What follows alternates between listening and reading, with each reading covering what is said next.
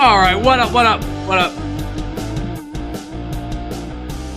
Thirsty Thursday, and I feel kind of cheesy saying that, but I couldn't find anything else. Okay, we're going to drink tonight as I have a special co-host. I got to keep the music on for him, because this is also the theme song to Out of the Parks with John Marks on betPARX. His name is Maniac Malloy. He is a real-life influencer, content creator for betPARX and Parks Casino, and he loves the song. Here it is.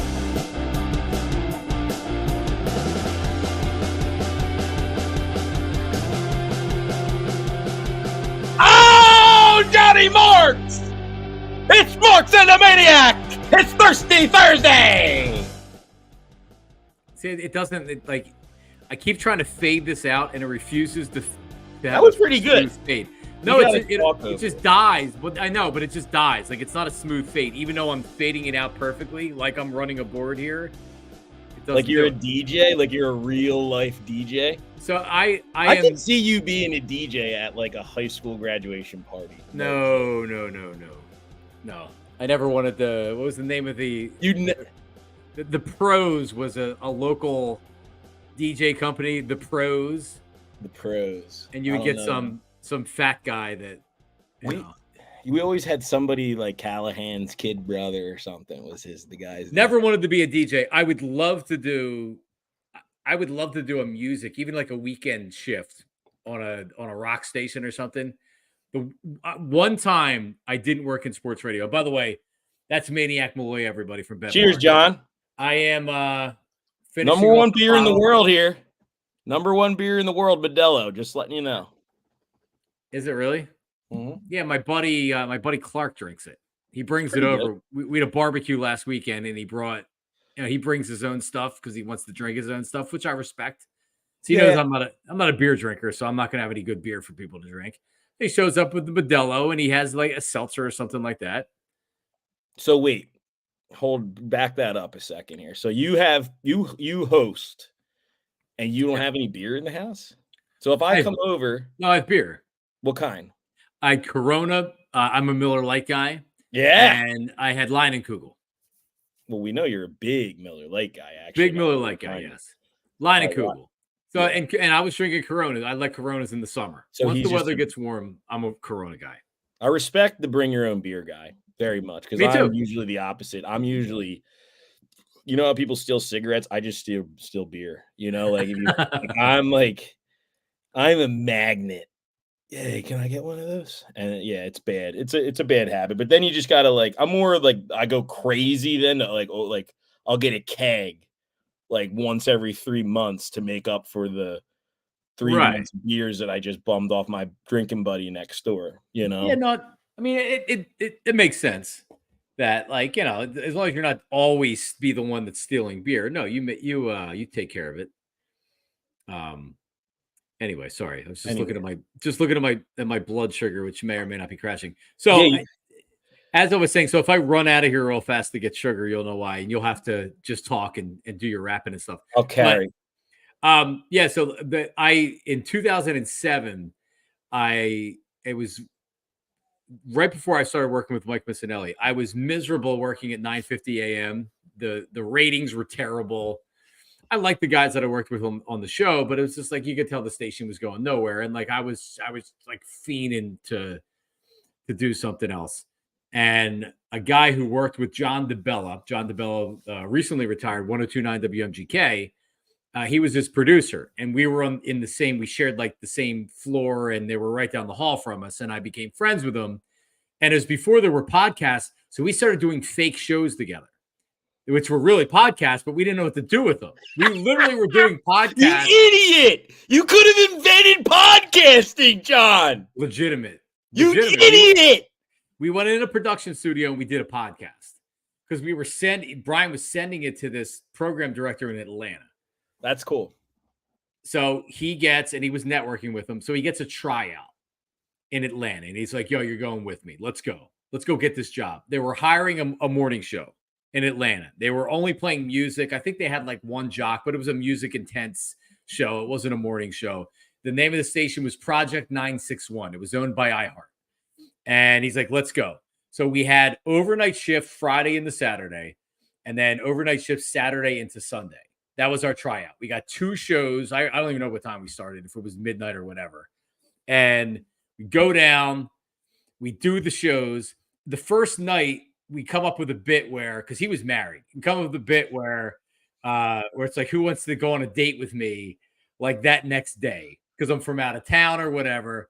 So I end up getting this chick that wants to go out on a date or whatever. She actually comes to my hotel and picks me up to have breakfast. And she's a prostitute. A legitimate working prostitute. That's why she was awake. And I wish I remembered exactly how she like put it. And I'm like, well, I'm not looking no, she's like, no, I know. I'm like, all right. So we go to the Chick-fil-A for breakfast. At the time, the only Chick-fil-A I'd ever been to, and again, this is 2007, there was no drive-up Chick-fil-A. You were in a mall and you were getting nuggets or tenders. There was no breakfast or anything else. So I was like, so you were having breakfast, but it wasn't breakfast time either, because they only just started selling breakfast a couple of years ago. No, they had breakfast. I'm telling you, full ass breakfast in Atlanta. Ass out. In Atlanta, they must have had the Chick-fil-A breakfast forever. This is in Atlanta. So she takes me to this Chick-fil-A and we're like, have breakfast. And I didn't like, they have breakfast, whatever. And then she was not, I mean, even with the prostitute and everything else, I was like, nah, man, I gotta get out of this. So I'm like, I'm tired. Like, hey, call me later and we'll hook up later before the show. And I had zero intention of doing that. Now, it made for a good bit.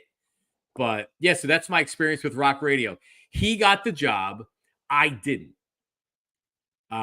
He had the program director, Ryan Williams, Ryan Williams, I think. He already had somebody in mind to be Brian's second mic. And he didn't hire me. He hired Brian. And he never responded back to me via email. Never. I mean, listen, he didn't necessarily owe me anything. I was going down there with Brian. I wasn't networking with him. But he could at least sent me an email back instead of doing the program director thing of not sending any email back. But never responded with an email. Brian was like, listen, like, I thought we were great. I want to work with you. But you know what, John, these radio bastards, I'll tell you what. Yeah. Doesn't even email you the fuck back. God damn it. So, I mean, long story short, Brian lasted down there his contract.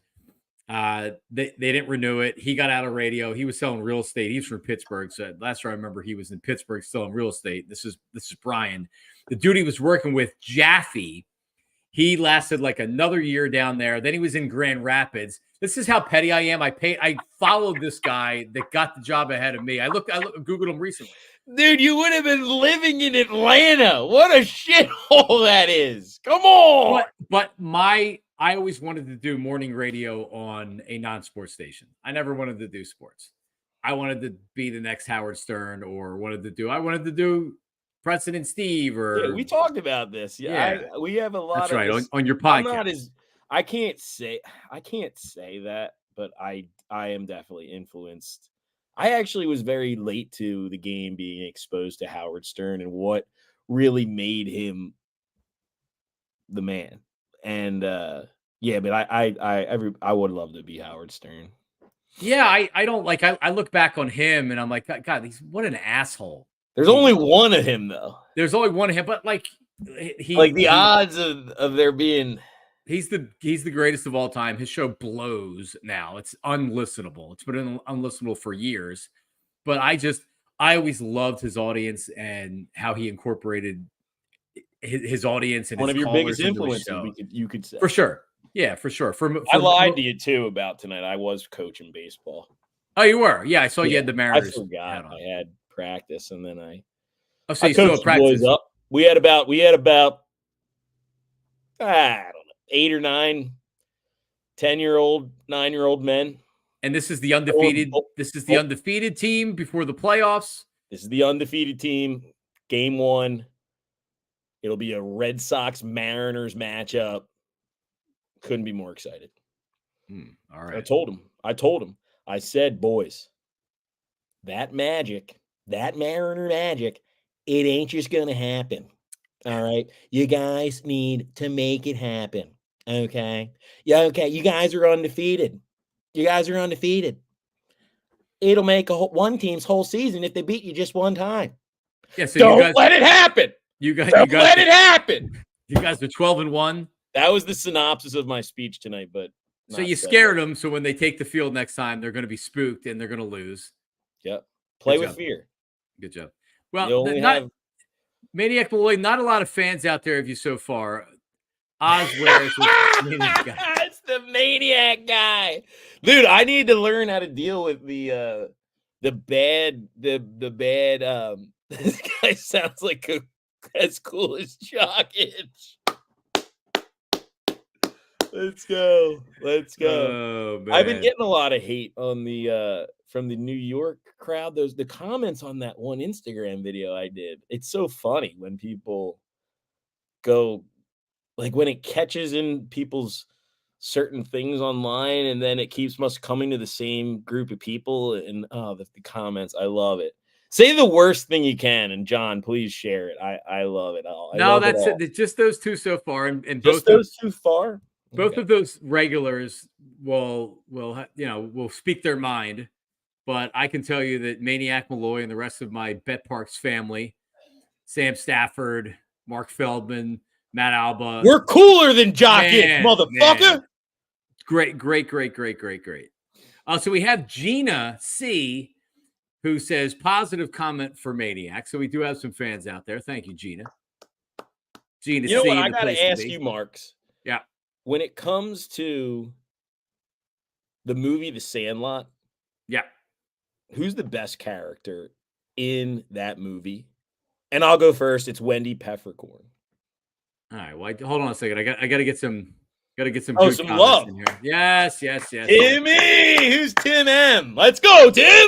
Another regular. Hey, I probably have a good, as far as regular commenters, regular viewers, 25 to 30 guys and gals that are on here whenever I'm on here, which is awesome. Michael Richmond. Guys and gals, one of my one of my favorite plays, Guys and Gals. The best Sandlot character. I mean, Smalls would be too easy to say. Squints. Palladorus? Yeah. That's the answer?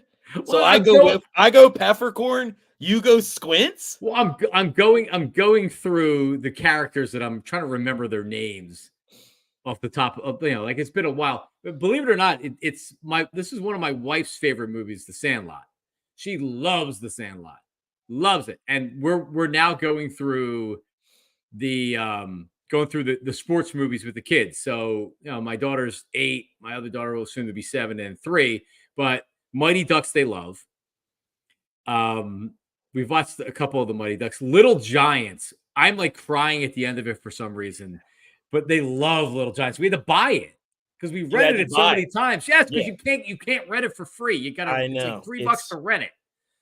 I mean, you'd think you'd be savvy enough to figure out some workaround though.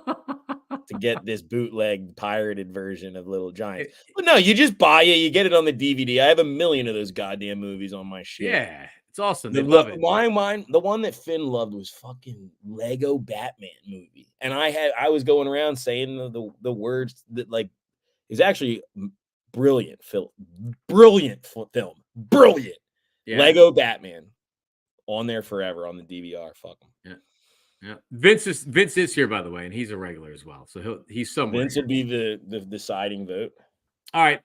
Sean O'Neill says, "What's up with the Mariners hat? Are you from Seattle?" I'll let you explain. Listen, I am the manager. Well, excuse me, assistant manager to the undefeated Lenape Valley Walton Masonry Mariners. The Walton Masonry undefeated Mariner Magic.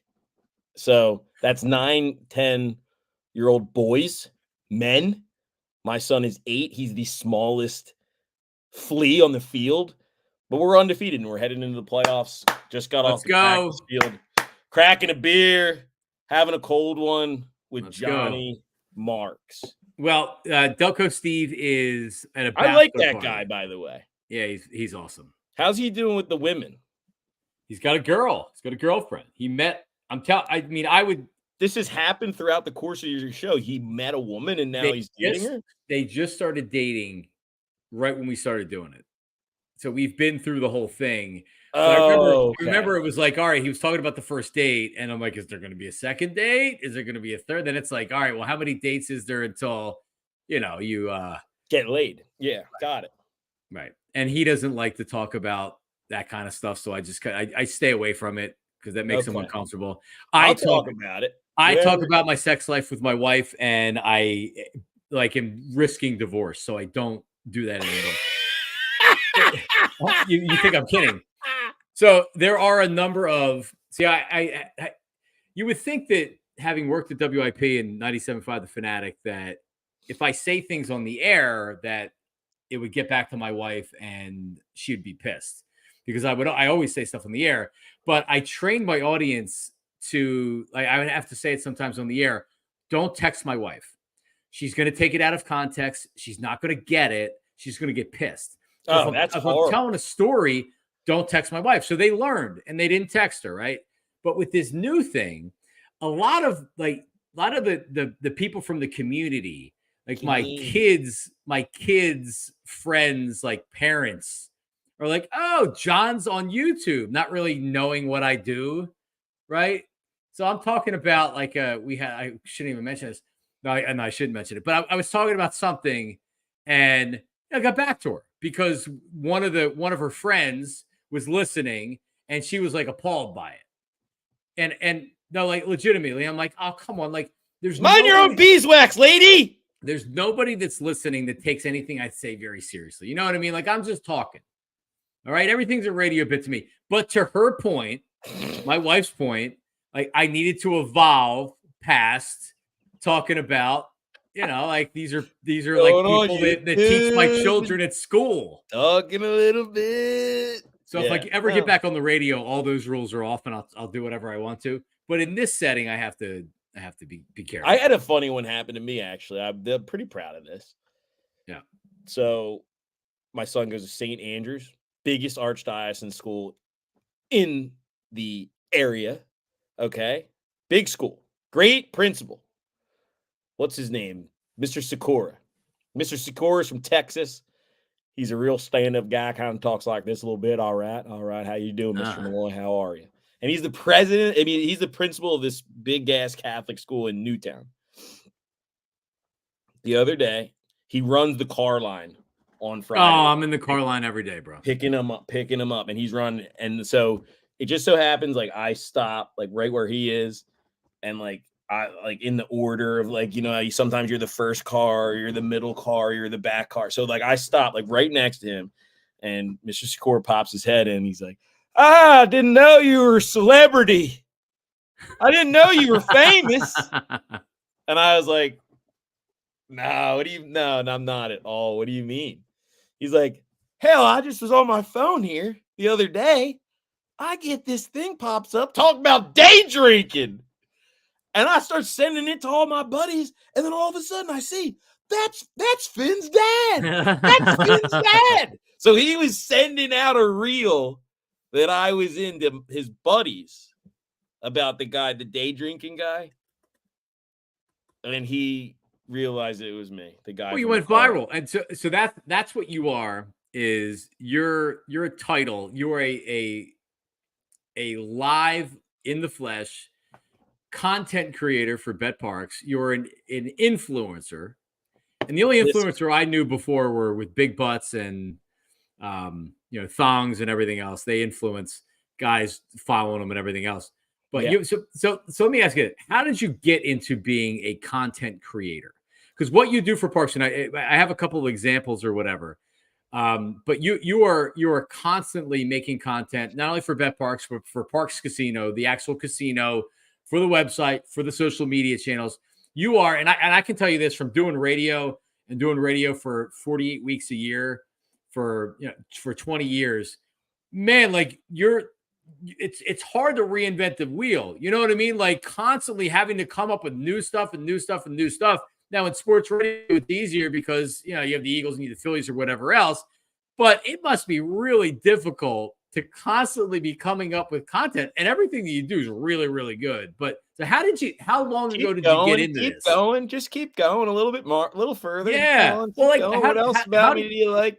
How did you get into this? Because the first time I met you was at the World Series, the game that got no hit at the World Series. And we were broadcasting. You were Remember just that going chick by I the was with booth. at the game?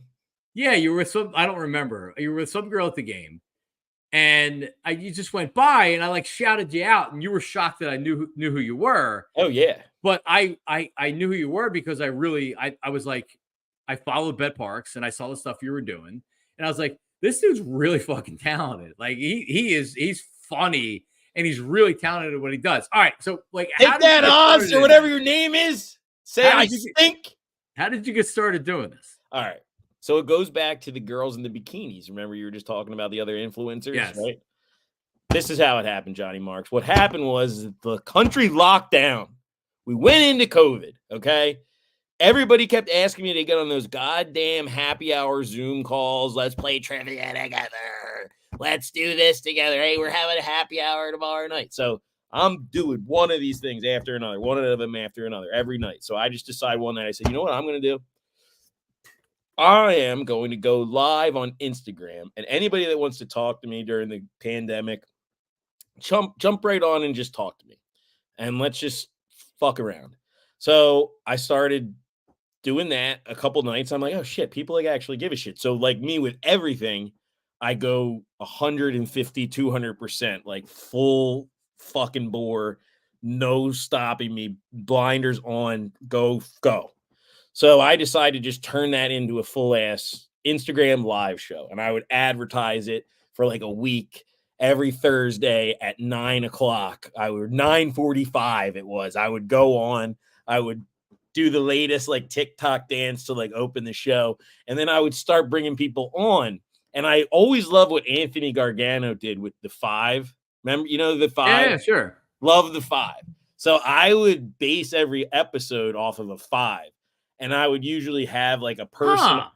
I would have a 5 set of questions. I would have somebody come on. Usually like the main person like would be like the draw. So it would be like somebody funny, somebody like semi-famous, half famous, like whatever, something close to that.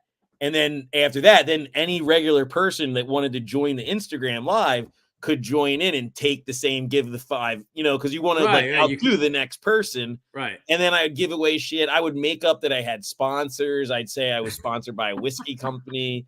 I had a suntan lotion company.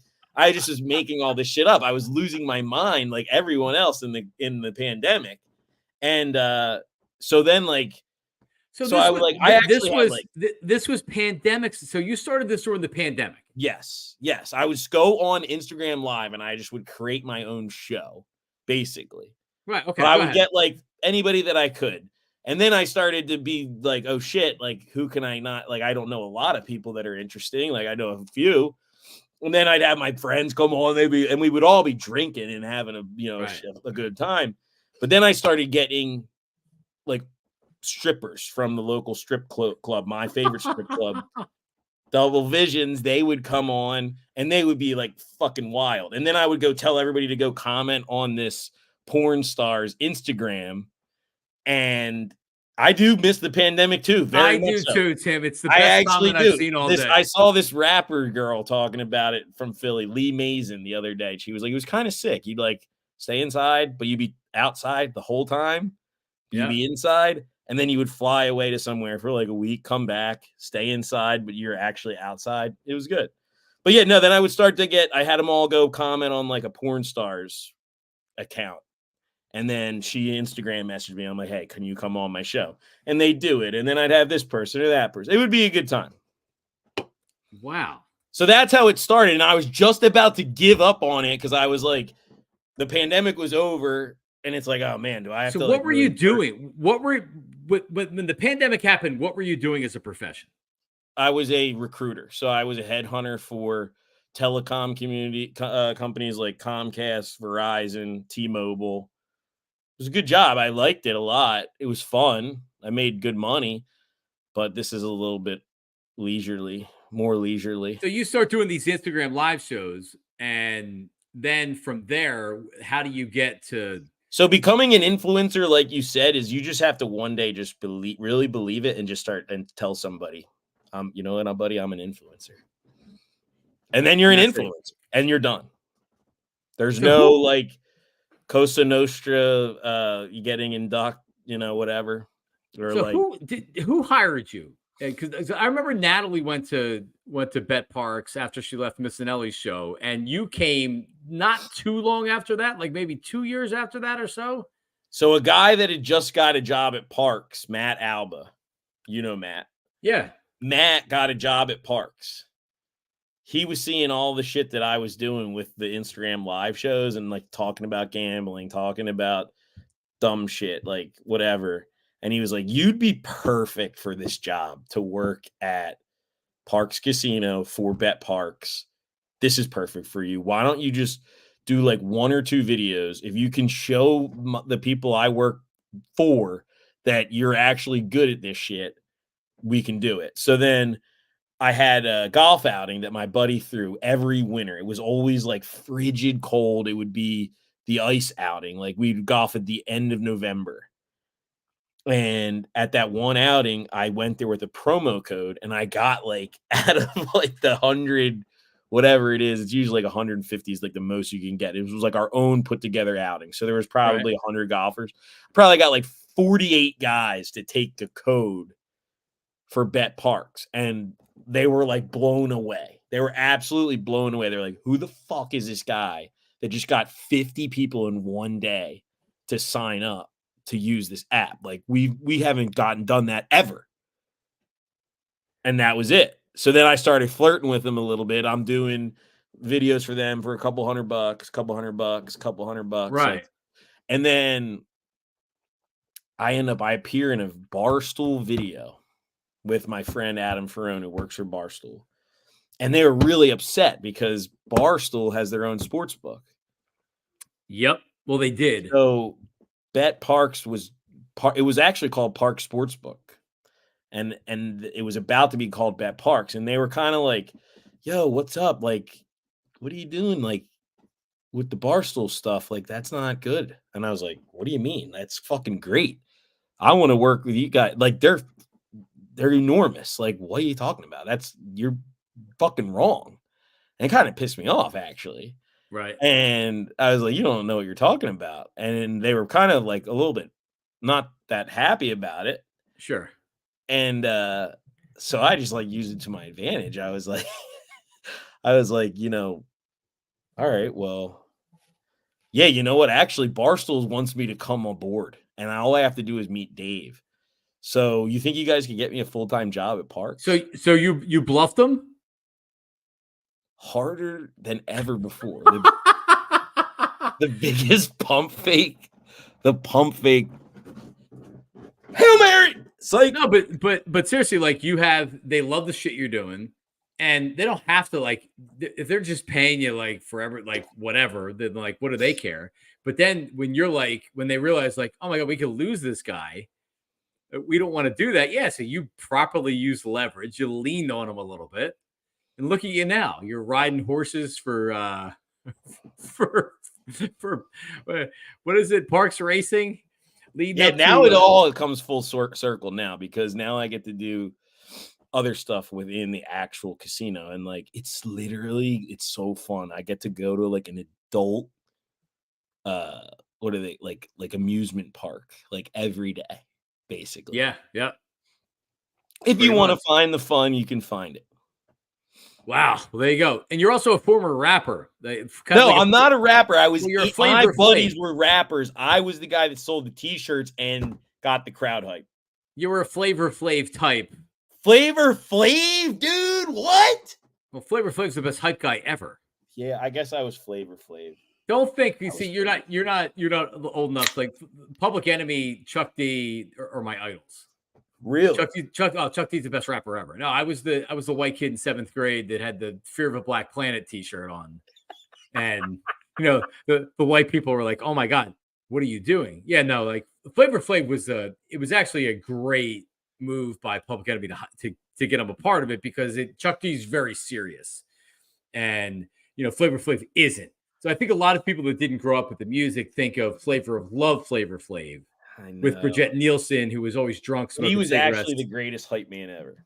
He was the greatest hype man ever. He did a couple of solo raps.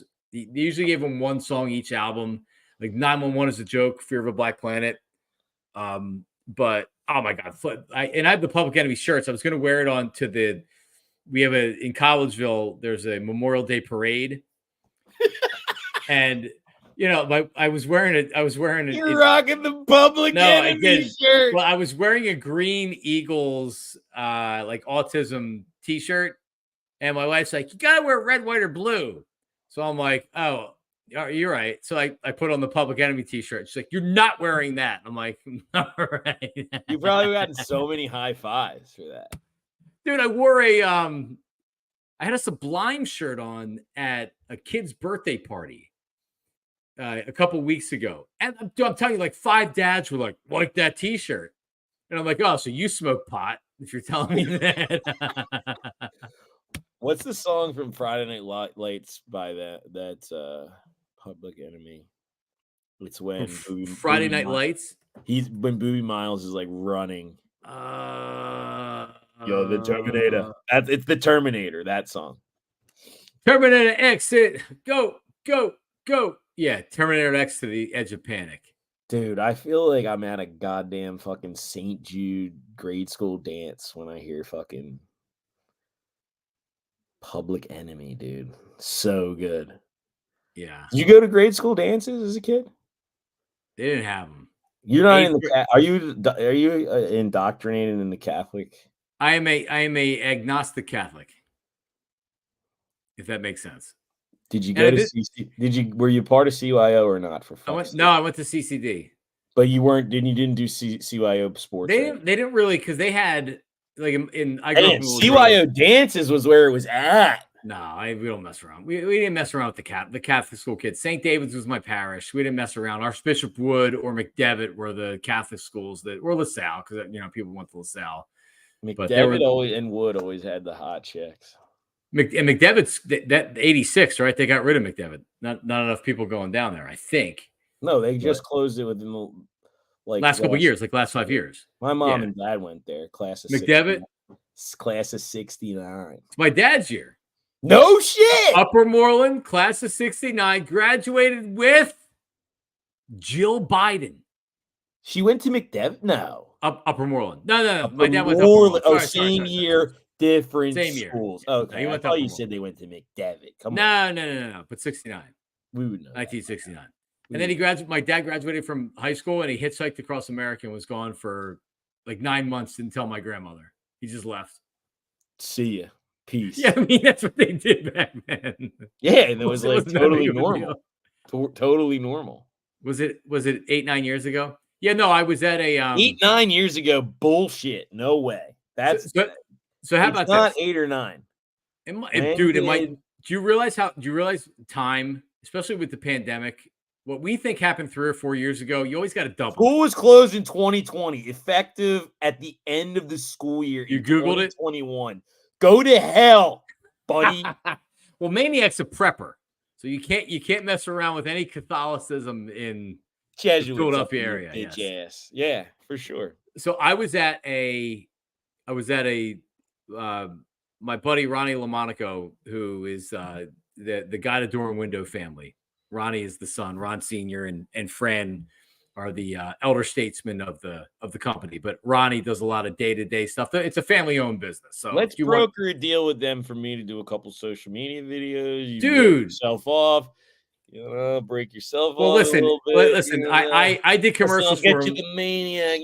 This is a guy you don't want to refuse for a social media post. I still had to pay $30,000 for my windows, even though commercials for him or whatever. Interest-free financing though, for up to 12 full months. Anyway, so Ronnie got married on Saturday, and he got married in the city at a Catholic church. I forget the Catholic church on 13th Street. And then it was at the Crystal Tea Room afterwards and blah, blah, Great blah. wedding there. Great. It was a Crystal great tea wedding. room. That fucks so hard. Lobster, fuck. Yeah, go ahead. They had the lobster appetizers. Yeah, no, Everywhere. It's just everywhere. It's just I lobsters ate 2 falling out of pounds your of shrimp. pockets there. I ate 2 pounds of shrimp. Yeah, Shrimp you taco got gout. easy. You're getting gout. Like if you go to those weddings, like you're just gouting out. So anyway, Put on the fucking feed bag when you're at the Crystal Tea Room. Come on. and I did, man. I wasn't like you can't even really drink after that. I was in such a food coma. No, like, you can. You can. Well, you can. I didn't. But anyway, so Ronnie, check this out. Like, as far as the story, so he got married in 2016, and he came back from his honeymoon, and his wife died. Like literally newlyweds, and like I'm not even completely sure what happened. It was some kind of weird thing where he got like she got sick, and like they went to the hospital. They were like, "Well, we don't really know what's going on," and then she just dies. Pulmonary embolism. And no, it wasn't even anything like that. But so anyway, so I'm like, and that's pretty much when I started really developing a relationship with the family and with the company.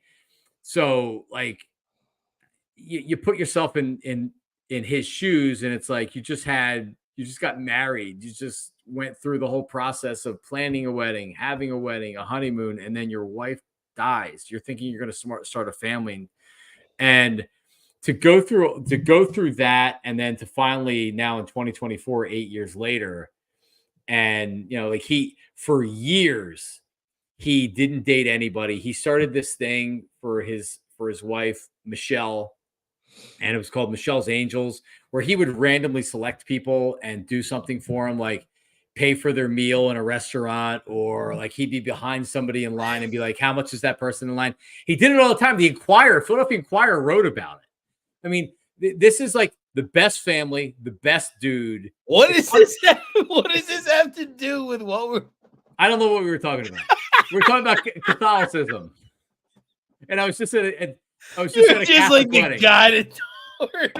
No, but like I wanted to talk about it because it was such a like this family. You're talking about McDevitt High School, and then right on to this lady dying.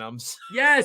No, but like I had it in my phone to where I was like, I wanted to talk about Ronnie. Because to watch him kind of go through this whole thing, and like the speeches at the wedding, I'm crying at the speeches of the wedding. He has such an amazing family. So just shout out to Ronnie LaMonaco. Shout out to Ronnie LaMonaco. He's awesome. But my wife had said, because we're in mass, right? Because they have to have you have the wedding. So you go to mass? Well, for the wedding, I don't go to mass. No, I don't go to mass. No, but in the wedding they have communion or whatever, and your son just had First Holy Communion or whatever a couple weeks ago. So my wife's like, "You going up?" And I'm like, "I'm not fucking going up. No." And she's like, "But you're Catholic," and I'm like, "I'm not Catholic." And she's like, "Well, yes, you are." So I'm like, "You know what? I'm agnostic Catholic. I was raised Catholic. I was confirmed Catholic. My mom told me I could stop going to CCD after I was confirmed being Catholic. I told the nun that I didn't believe in God the first day of the last year of CCD. She came into the class and said that? Yeah. She came into the class and said, if there's anybody in here that doesn't want to be here and is being forced by their parents to be here, raise your hand and we will call your parents right now. And I feel like such an asshole now. I don't think my mom has ever been more mad at me in my life. Way to let your mom down, dude. Yeah, but it was also true. I've done a lot of shit to let my mom down. But saying there ain't a God ain't one of them. Thank God. I got that one on you, Marksy. No God? Come on! I'm agnostic. It's true. Sorry, I respect the no communion. That's kind of wild. No, like I'm not going up. And by the way, that's more brave than just being like, fuck, I don't want to be. Yeah, going up and doing it. Yeah, so like whatever. And like really I don't turn. I got married. My wife's family's father's from Egypt. So they're in the Coptic church. So the Coptic church is copper. It's the Christian religion of Egypt. And when all that shit went down with the Muslim Brotherhood, they burned like 1,000 Coptic churches. They're very much the minority. Being a Christian in Egypt is very much a minority. Very rare. So it was a Coptic church, and the Copts and Coptics and the Catholics are very similar. At some point, their calendar differs. I don't know what it is because I don't care. Byzantine. But it's maybe but it's at some point their calendar changes. So for example, if you ever hear like the Orthodox Easter or Orthodox whatever, this year it was a couple weeks. Orthodox Easter was a couple weeks after regular Easter. In fact, it was May the 5th, Cinco de Mayo. Easter was a couple weeks or before that, maybe 3. Yes. Yeah, I think I do observe one holiday that is non-Roman Catholic, and it is the Greek Orthodox Easter. You do. It was May 5th this year. It was May the 5th. Christmas is also different. Sometimes a few years ago, it was on the same day for whatever reason. Again, I don't really know. It seems like you have more insight than I do. But yeah, so big religion guy coming out of the Maniac tonight. Bet you didn't see that one coming. I didn't know this was big religion guy. Yeah, so agnostic, to your point, Father Sean. I don't. I'm not. I don't even I don't spend a lot of time thinking about whether there's a God or not. I don't do I think that when you die, are you just buried and put in the ground and there's nothing else? I don't necessarily believe that, but I don't know. I don't know. What's in the Bible? I know. No shit, you don't know. That's why you believe. But what's being told to me in the Bible, I know is bullshit. So I don't know. I don't know what's going on. Come on. But I'm also you see you're an IBA snob. No, I don't like that. No, I had a couple Modelo's and then I got one Fiddlehead left. This is a good beer. See, that's my fiddle. That's my problem is I don't really like, I like liquor, man. I love to just get all licked up. I like to drink them seltzers like a little girl. I love that. I do too. Do you do? I love to get ripped on them. They just rip you up. And you know what I like? Moscow Mules. Really? The Cutwater Moscow Mules. And if you go to the liquor store, you can find ones that are like 12% and they're fucking strong. But they're hit or miss depending on what liquor store you go to. But the Cutwater Moscow Mules, they're strong. They're like 6.5% in the can. Yeah, I mean, I would love to have a copper one or whatever, but they're really, really good. I love them. I like that. I like if I really want to get drunk, I'll just go with double Jameson and Red Bull. And Red Bull? Yeah. See, I'm vodka Red Bull. I've many times in my 20s. I would go bowling every Sunday night, for right when my son was born. It was so fucking weird. I just got really, really into. Thanks, Billy. I got really into bowling because I was I just had a kid. I was getting paid fucking $16 an hour. Oh boy. And I was like, fuck, man, I gotta go pro in one sport. I've never tried bowling. So like I said earlier, I'm gonna go 150% in. And I just go 150%. I bought a ball. I get all the way into the bowling. And then every Sunday night for football season, we bowl in a league. And I would go right to the bar, double Jameson, Red Bull, and I would just be locked in until I wasn't locked in. And then I'd be drunk. And then that's why I never became a pro bowler. Yeah, you got to go double for sure. I couldn't drink it with Jameson. I remember, I think I told this story even maybe the last time I was on here. Do you remember McFadden's when it was on 3rd Street? Yep. Just south of Spring Garden? Yeah, that was a good spot back in the day. That was a spot. I was ordering Kettle and Red Bulls doubles in the pint class, and the bartender's like, "Yo," he's like, "Take a sip of this," and I'm like, "Yeah." He's like, "Is it good?" I'm like, "Yeah." He's like, "That's absolute," and I'm like, "Oh," and he goes, "Don't waste your money on top shelf liquor when you're drinking Red Bull." He's like, "You'll be fine with it's like $4 less to have this," and I was like, "Great advice." So, yeah, bad for you though. Do you get hungover? Yeah. Well, I don't, dude. Like the amount of times I drink over like a month. When you go to when I go to the doctor, like how many times do you drink a month? Normally the answer is none. In the summer when there's barbecues and things like that, I'm a social drinker and I'm like you, a maniac. I can drink, but I just, you know, I I just don't. play horseshoes until I fucking pass out in the You play grass. horseshoes?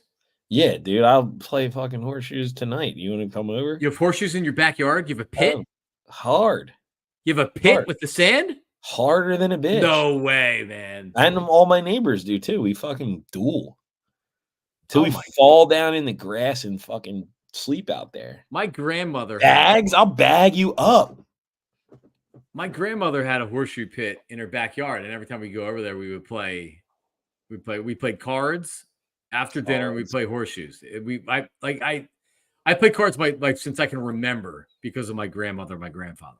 Like Really? every family function after dinner before dessert would be cards. I used to play war with Mrs. McAteer, the lady that around the street that could pick me up. Mrs. McAteer. And then like I picked up on like my mom worked at Merck and my dad was an operator engineer, and they both worked, and Mrs. Mac was home because she had 5 kids.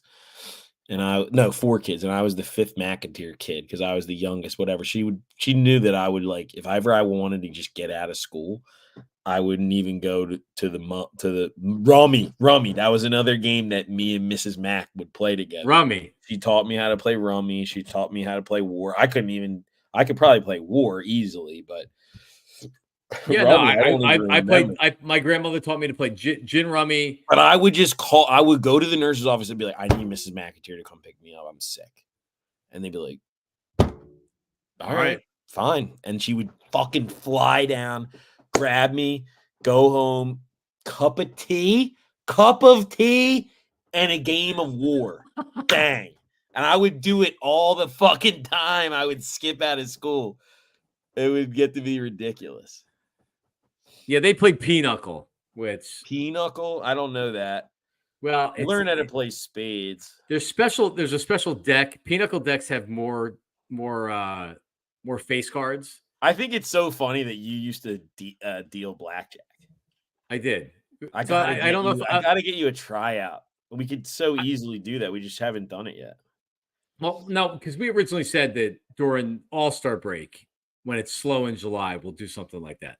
So let's go back to 2000. This is like 2000, 2001. I was living in the city, and this guy that I used to work for, he had every gimmick in the book. He went to umpiring school. Yep. He wasn't an umpire. Went to Florida, went to umpiring school. He went to casino dealing school. I remember as a kid when I'd stay home from school, it'd be like, drive this truck, 1-800-TRAIN-18, all straight career school. Or, hey, how would you like to be a glamorous casino dealer? Go to casino. So he went to casino dealing school. And with probably the 10 grand that he paid for it, they gave him a blackjack shoe. So he had this blackjack shoe and he was doing nothing with it. So he told me he had a blackjack shoe. So I'm like, oh, I love blackjack. At the time, I used to go like once a week. Me and my buddy that lived in this apartment building with me in the city, we used to drive down to the Sands. It was still open. And we would gamble for a couple hours, day gambling during the week. And then we would shoot back up and just play blackjack. And then, I'd make a couple $100 and leave. But so I started taking this just kind of as fun, started taking this blackjack shoe around. Next thing I know, I'm starting to do parties with it. And I have people that are financing the bank. So now I'm showing up to a party with, I don't know, maybe like $1,000 and I'm dealing blackjack. And then $1,000 isn't enough because people are now trying to bet like they're at a real casino. And I'm like, I'm just trying to have some fun here. But then you start making real money. And I remember one night, and I was like, my buddy was kind of financing it with me. Like we made like $2,500 off people losing. And it's like, this is the best thing ever. So now we got a $5,000 bankroll that we're going into. Thank God. It's actually when I moved to Hawaii. Thank God I got out of that because I would have gotten totally busted. But I was at this. I was at. Well, all you need is one night, and you're totally cooked. I mean, I had it to where like these guys are trying to bet $50 a hand. And I'm like, come on, man! Like it's just some idiot with a blackjack shoe.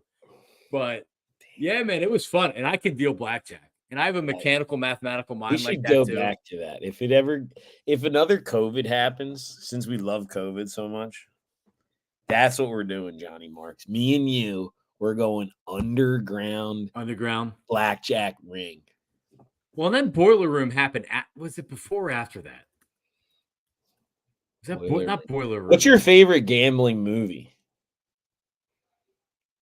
Like best like gambling setting movie, like Ocean's 11. Mississippi Grind is a really good one. I really like that movie. That's a happy ending gambling movie, and it just like nails on a chalkboard for like the whole movie, and then they win. It's fucking amazing. It feels like Mississippi Grind is the best gambling movie. 8-man out. I don't know it. I don't know Mississippi Grind. Oh, dude, you got to watch it tonight. Well, Rayman, it's not about gambling, but no, that Rayman, works. That would cards. count. I'm very, very liberal in my judging of loosely, but like that's one of the. It's a memorable part of the movie with counting cards and even the fucking Keanu Reeves movie with the kids playing baseball. I don't know. Oh, what? Hardball? You don't know that movie? I don't. I've given up on. Come on. Nah. If it's pre-2000, I've probably seen it. If it's post-2000, I probably haven't. That's a weird thing that you say pre or post a certain date, because like, is it just me, or is it one day you just decided I don't really watch movies anymore?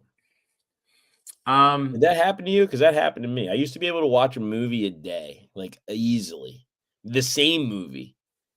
Over and over. Same movie over and over.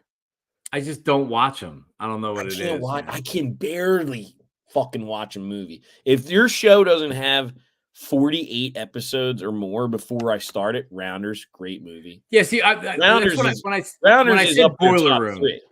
When I said Boiler Room, I meant Rounders. I got them confused. Boiler Room is when they're selling the stock. Rounders is when it's the gambling. What's the movie with the Glengarry leads? I don't know. Glengarry leads. If you guys are still with us, I need that in the comments. The Glengarry leads movie. Fuck is it? Coffee is for closers or whatever the hell that is. Right. Yeah. Now, I mean, Rounders is an awesome movie. Yeah. Top 2, top 3, best. That's an awesome movie. Awesome movie. Yeah, straight up. Awesome movie. But Mississippi Grind, give it a chance. I'll lie and say, I got to check it out. Glengarry Glen Ross. Glengarry Glen Ross. Yeah. What movie was that, though? I don't know. It was like a sales movie. Like whenever you like actually got a decent sales job, people be like, oh, you got to fucking watch this one. When I was selling humans as a fucking recruiter, dude, that was a crazy job. I actually missed that. I could probably do that job while I do this. Really? As a content creator. Just fucking getting them to show up to a job. Like, you want $20 an hour, 20, 30? Like, let's go. That was a good, that's where I got onto the Glengarry Glen Ross. Oh, there you go. That might be the name of the movie. Oh. Do we have to look this up? Where's Brian? Glengarry Glen Ross, 1992.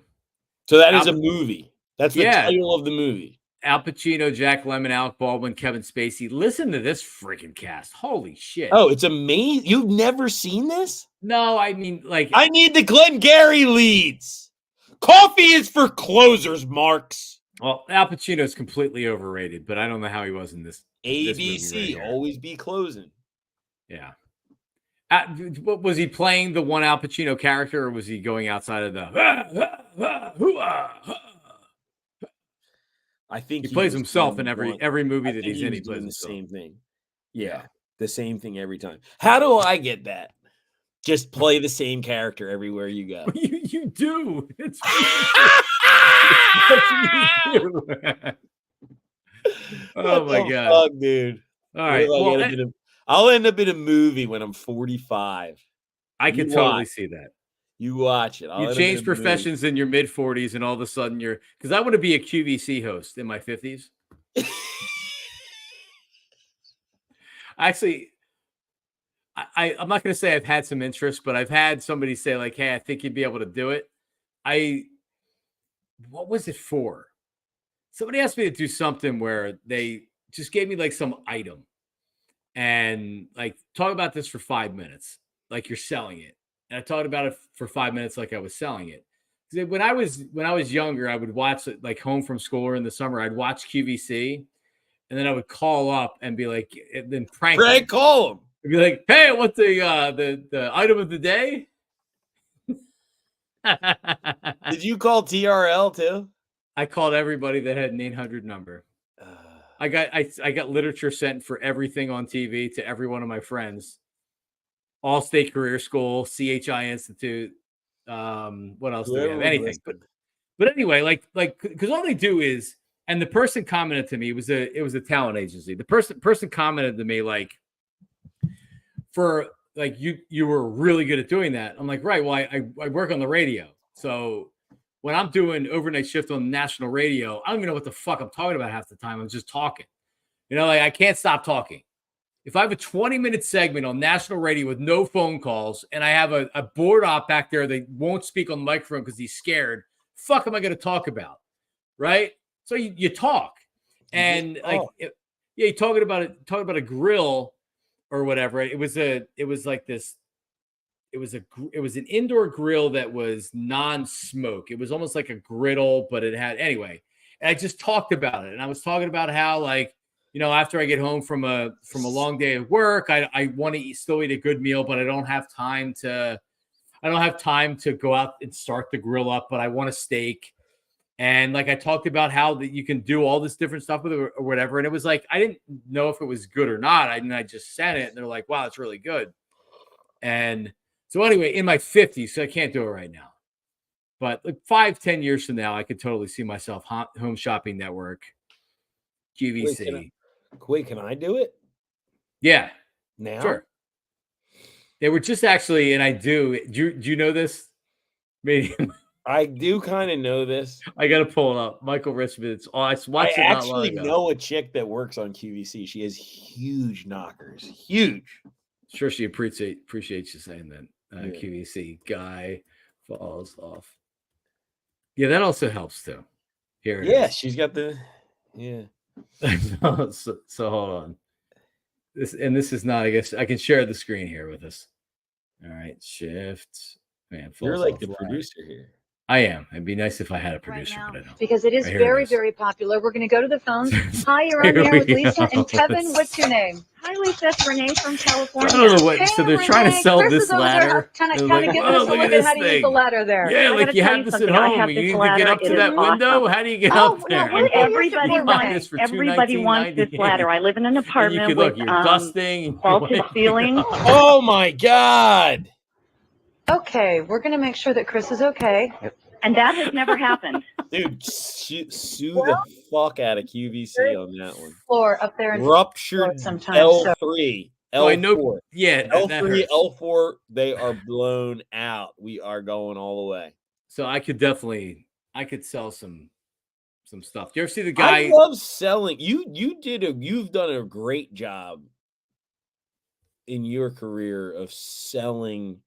Because that's part of, like, I think a lot of people don't understand that is, like, when you are in these big time slots on the radio, like, they got to like you.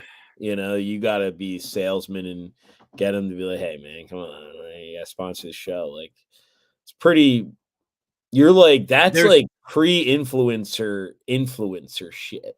There's people on radio that only have jobs because they're good at selling. They like I'm not going to tell you that Anthony isn't great on the air because he is, but his sales relationships and how good he is with sales is probably number one why I would hire him at a job, right? Like you need the people that want to come to you. You're a pitch man. Anthony's a great pitch man. How he talks about Primo's hoagies, and he talks about the crinkle of the paper when you open it up and you hear the crinkle of the paper, and it's like it hits home because you know exactly what he's talking about. And he likes about you. I didn't know how close you guys were. You're pretty close. Yeah, Ant's my guy.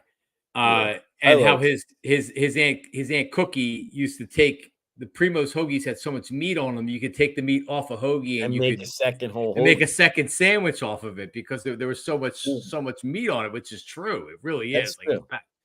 But yeah, no, it's something that I've enjoyed. And there's people that they're on the air right now in Philadelphia on the radio because they're good at the relationships with the sales. That's like a bigger influencer than an influencer. Yeah, but you know what? It's different because that's easy to me.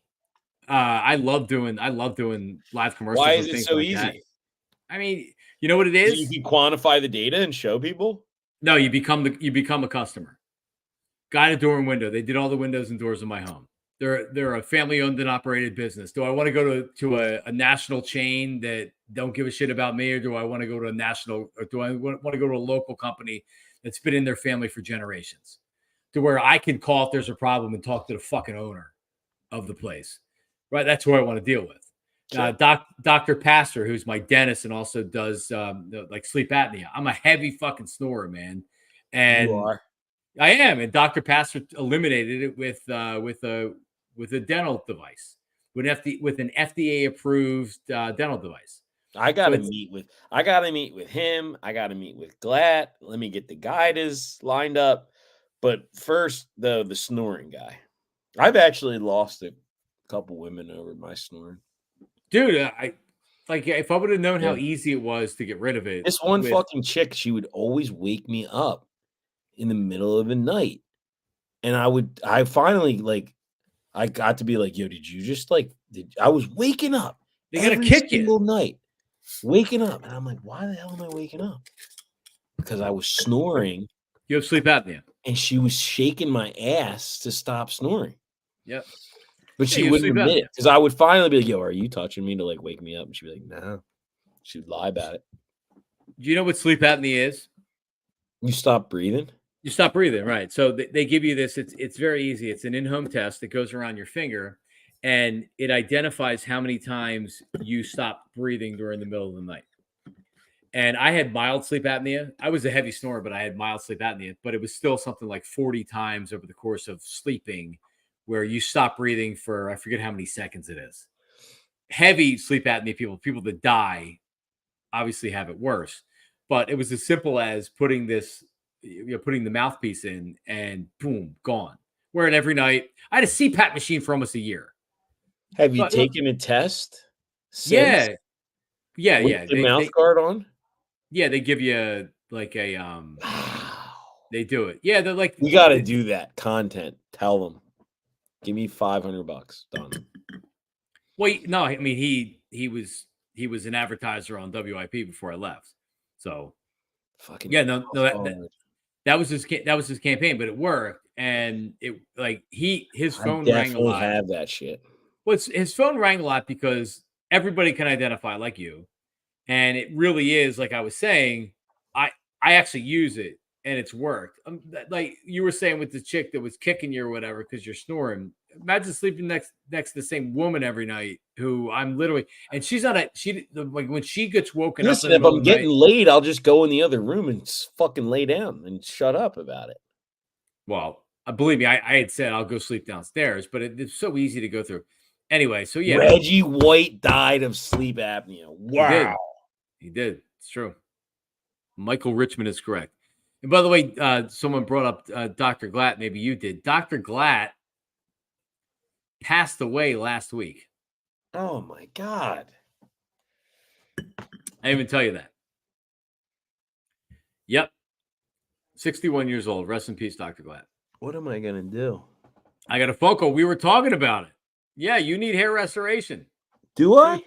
Yeah, you have a terrible hairline. I don't think I do, bud. Well, can Can you do that with your head, bitch? I cannot. That's actually Dude, that's I good. think I look all right. Well, A little thin. you pull it beach. off. All beach, no waves. You have a big forehead. Big ass fucking head. But seriously, Oh Dr. my Glatt, God. Dr. Glatt passed away. R.I.P. Dr. Glatt. What got him? I didn't even know that something had went down. I had saw him. He was battling.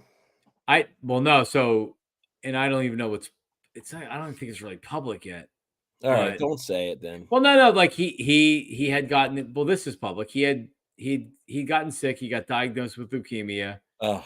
And then, but as far as everything that I was told, it was like it's treatable. But then his body kind of shut down, and he had a procedure, and he never really woke up from it. So 3 weeks from being diagnosed with leukemia, he died.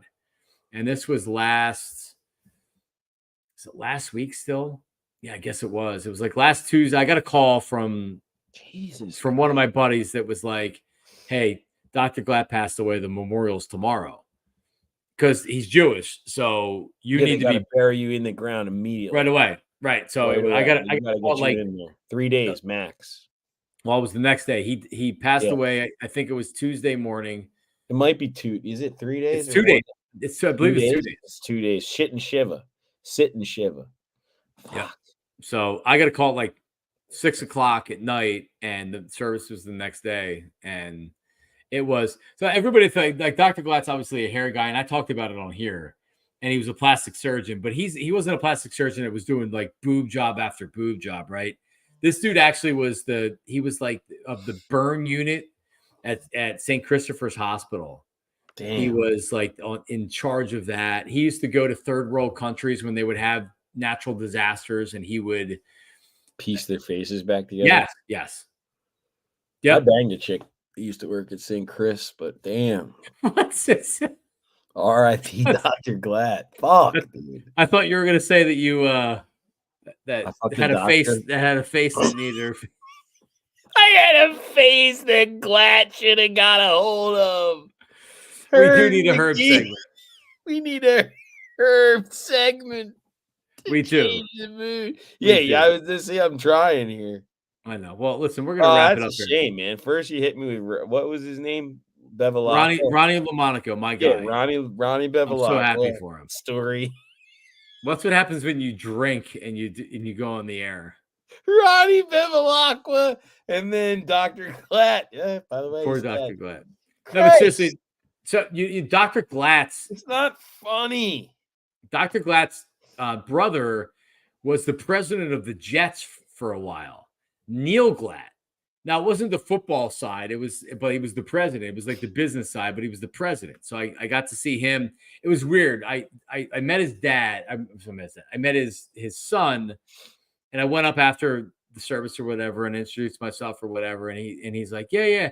Like so many people knew who I was because I did commercials for Dr. Glatt for so many years, and it was kind of like weird. Oh, you did him so good too. Like fuck.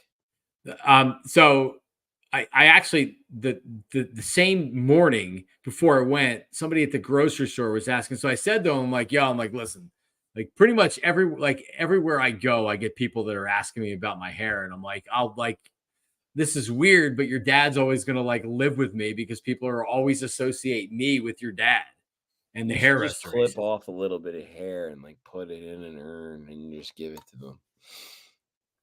Yeah, no, like here's what I don't suggest. Don't try Rogaine. Don't go to Hims. Dude, go to Turkey for fucking half the price, bro. Yep.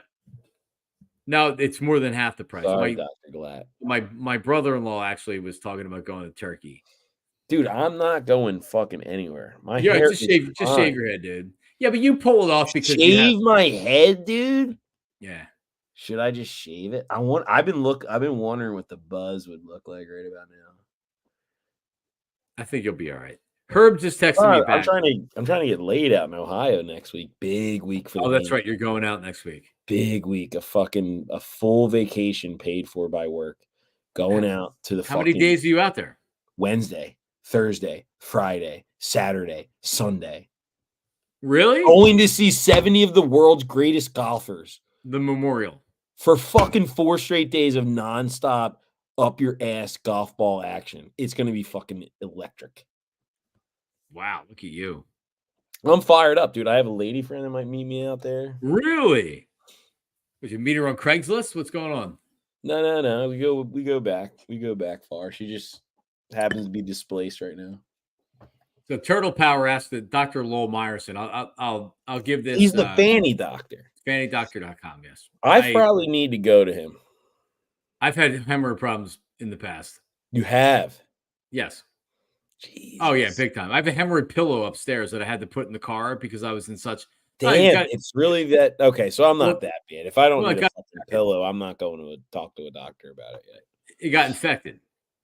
What I learned was that I need a lot of fiber. Oh, no, dude, I was in like... So it was, in fact, I was in severe pain. I had to go to the doctor, and then they're like, all right, we'll go to like this doctor. I forget who it was. And so then they give you these suppositories that are supposed to help with it. You know what that means, right? The suppositories. Yeah. Stick it up your ass. Yeah. And yeah, and like you learn from it because you don't want to have to stick things up your ass for the rest of your life. So you're like, you know what? I'm going to make sure I eat enough. You are. Right, exactly. Not everybody feels like that, but not that there's anything wrong with that. No, there's nothing wrong with it. But that was so the FannyDoctor.com was an advertiser on 97.5 The Fanatic. I did a commercial as just a voice actor. I feel like I know this. Pretending that I was at a bar, and I wasn't sitting down on the bar stool. And my friend asked me what was wrong, and I said it was because of the hemorrhoids. Or no, it was the other way around. He wasn't sitting down because of the hemorrhoids, but I had been to FannyDoctor.com, and that's why I understood what he was going through. But now I'm great, and like family members use them and everything else. You know, it's like so they're running this commercial. So people are now thinking that I'm actually endorsing it to where I didn't get paid a cent. They're like, hey, can you do this? And at the time, I'm like, you know, I was new in the business, and I'm like, yeah, I'll read whatever you want. I just want to do whatever. I put my heart and soul in it. So this fucking commercial ran for like 5 years. Yeah, I remember it. Right. So now after 5 years, I'm like, can you please do a new commercial? So they did a new commercial, but Lowell Meyerson, the Fanny Doctor, hated it. So unbeknownst to me, they put my commercial back on the air. And now I was pissed. And I'm like, take that fucking thing off or pay me. And they're like, well, you know, they wanted to give me like $50. And I'm like, no, $50, dude, it was insulting. I'm like, you won't have enough money to pay me. Get that fucking commercial off the air. And they were so mad at me because he wanted that commercial, but they also didn't want to pay me for it. So yeah, and I haven't heard, and he sounds like Lou Holtz. Hey, I'm Dr. Lowell Meyerson. If you have problems with hemorrhoids, you can come into my office and I will fix them. You know what my buddy Dean used to tell me he would do for his hemorrhoids? He would take, like, you know, the rubber bands that you put on your, like, if you ever had braces, which I never did, perfect teeth. But anyways, they had like the rubber bands that you put on your teeth. He just ties them on the end of his hemorrhoid. Yeah, I've heard that before. And then he just lets it rot off into a black. Yeah. He doesn't do any of this, but he told me that one time, and now I can't stop thinking about it. No, I had internal hemorrhoids. Oh. Yes. I probably have them too. Well, and what makes that difficult is it's very difficult to move your bowels when you have these big hemorrhoids inside of you, and then you don't have, you know what I mean? Like, it was the fucking worst. And this has been an incredible night of talking about people that died. Another guy, hemorrhoids. What was that guy saying about our thing? Do the people check the Twitter chat? Yes, we do. The truther. I think he's enjoying it. Yes. I don't know. I want to see the fucking Twitter. Should we see the Twitter? I think you can look. What are we, like a regular old Abbott and Costello or what? Is that what they say? You know what? I have a confession to make to you for some reason, and I don't know why I didn't tell you this. When I go in to either whatever browser it is, Safari or Google, when I go in to Twitter, it takes me into your goddamn Twitter. And I haven't signed out of it yet because I'm afraid if it has something to do with when we stream the show. It does. It does, yeah. So, dude, I could literally, I'm gonna tweet something from your Twitter right You now. need to. Can I? No. Can I tweet something from your Twitter? No. You don't want me to tweet something? It won't be bad. What were you gonna tweet?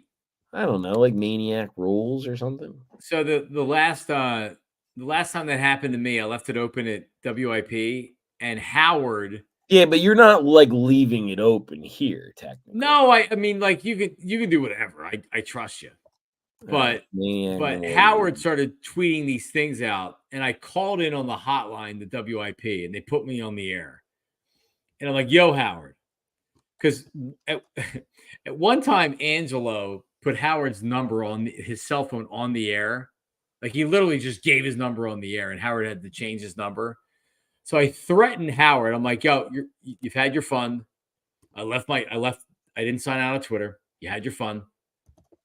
So like enough. You're done. Like I don't want to have to put your phone number out on social media. I'll do it." And he's like, okay.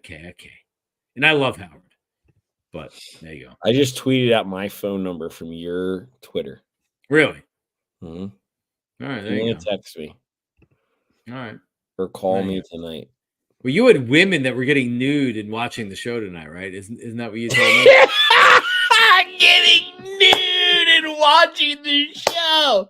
Right? Dude, there might be like there's like a point like 8, not even a full. There's like a 1.8% chance that there was one woman. Even one boob out. Not both, out but like side? one boob, yeah, like a side boob, yeah. Dude, let me tell you about some of these. And by the way, RJ, just for your knowledge, my wife, because system there.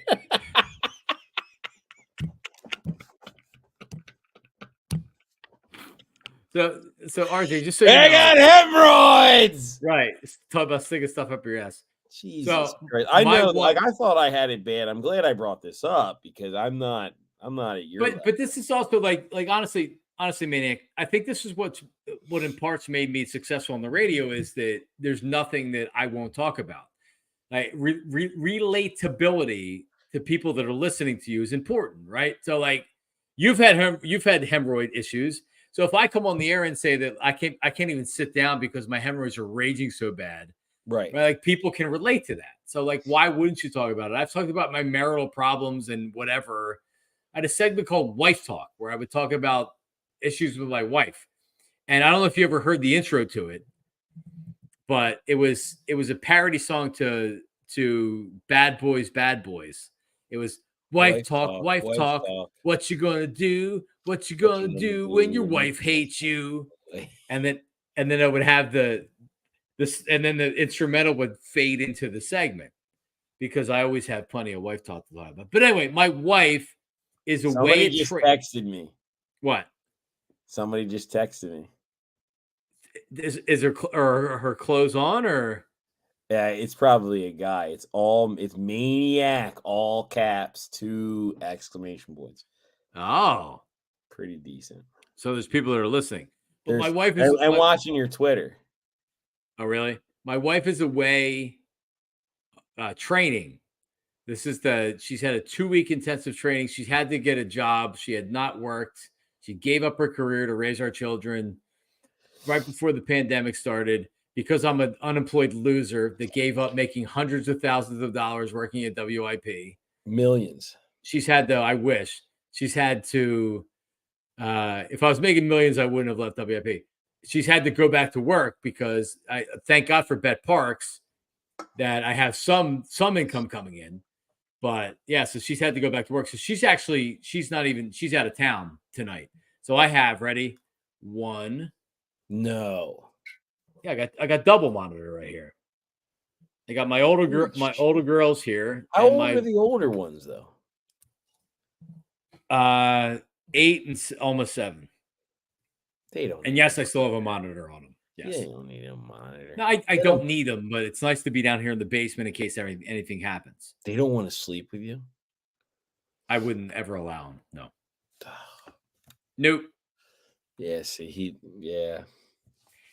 Did not allow. I mean, that's a good move out of you. Wow, dude, you're just fucking running it over there. No, believe You're me, I'm double monitored up. Three girls. So we went to. I did double park today, right? Double park. Yep, double park today. And by the way, Turtle Power, 883 people listening right now. 800? 889. Right now? 890. Get well, the I mean, fuck out of here. Well, I don't know if it's, but that's how many people total are watching. Total tonight. Maniac Malloy phone number is, oh my, now I have people texting me. No, they're tweeting at you. Pat Egan text me. No, Pat Egan just texted me and said the Maniac Malloy phone number is da da da da. That's good. I am logged into his phone. I am logged. Pat Egan's a good guy. Good guy. I like him a lot. I'm logged in. He's logged into my Twitter. Anyway, I don't remember. No, so somebody whoever texted me, I didn't text him back. I just texted him back. I said, I love you. Who is this? Hopefully, so you don't know who it is? I don't even know. I saw that. Yeah. I gotta get Pat Egan on here at some point because Pat Egan's my guy. But anyway, I don't even know what I'm talking about this. So I was talking to this chick that was a dentist. Pretty fucking hot, dude. An actual dentist? A full ass dentist. And yeah, no shit, making a lot of money. Smoking hot. Huge nuts. Total psycho then. Gotta have something wrong with her, right? Yeah, total psycho. Not married. Gotta be close to 30. Close to 30. Probably. 30. And? I don't know. What do I do with her? What could I do to her to really rizz her up, Marks? Oh, so you're currently talking to her?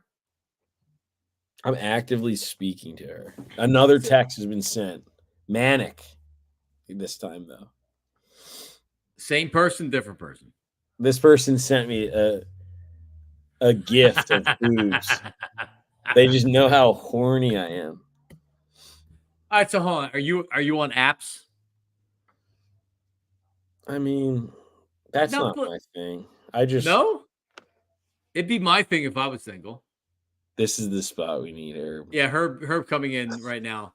Do you have him just at a drop? No, he won't.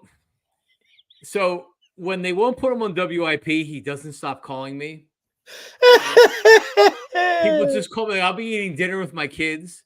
Like tonight we were at BSing. My wife's away. So we did playground, Panera, ice cream, and then got home, triple bath, got him to bed, and did this, right? Like Herb's calling me 3 times in a row when I'm at Panera with my kids. So I answered, and I'm like, Herb, what's up, brother? You, Johnny Marks. And then I'm like, bro, I can't talk right now. Like I'm feeding my 3-year-old. Like, let me go. But yeah, so he can't figure out how to connect to it. So the last time we had him on, which was last week, he can't figure out how to unmute the mic.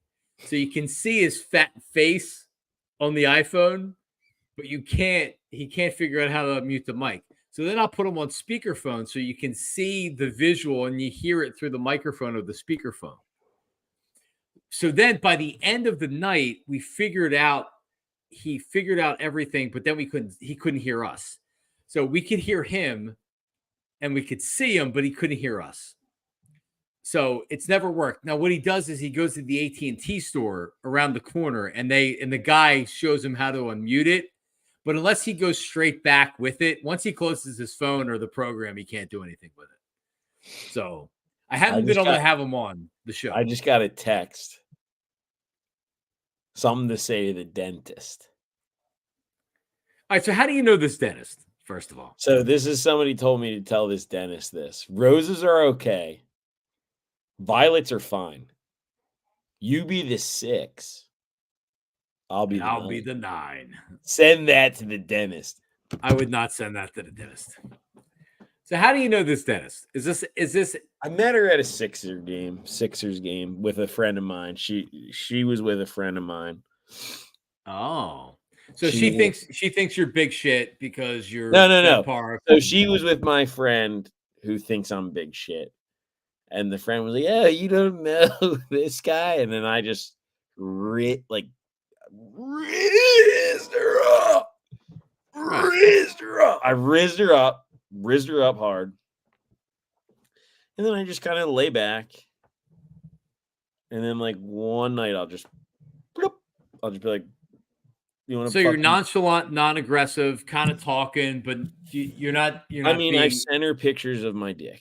Yes. Okay. No, I haven't. Right, I haven't done that. No. Very laid back and chill and vibing hard.